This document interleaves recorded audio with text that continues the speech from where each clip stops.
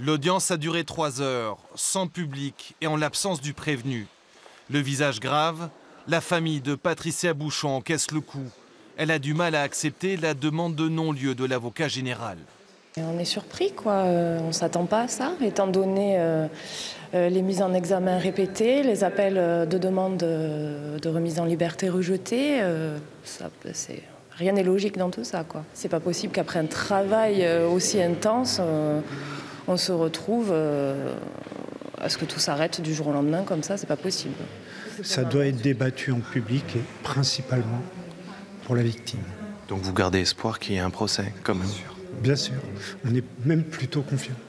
L'avocat de la famille Bouchon aussi croit encore à la tenue d'un procès aux assises et partage le sentiment d'incompréhension de ses clients. On met quelqu'un en détention provisoire pendant 3 ans et du jour au lendemain, on vient vous dire ben non, finalement, peut-être qu'il n'y aura pas de procès.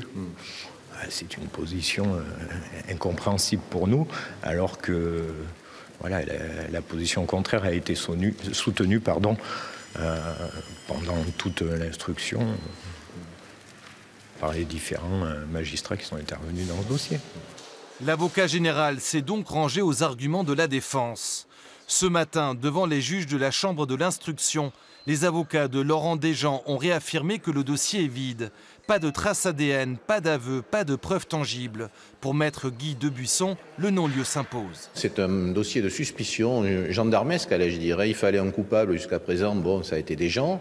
On s'aperçoit que la piste Desjean, elle a ses limites. Et ses limites, c'est effectivement le fait qu'on ne peut pas rapporter la preuve et que l'on n'a pas assez d'éléments pour l'envoyer devant la cour d'assises. La décision de la Cour d'appel a été mise en délibéré au 15 février. Si le non-lieu est prononcé, il n'y aura pas de procès. Laurent Desjean sera libre après 3 ans de détention provisoire.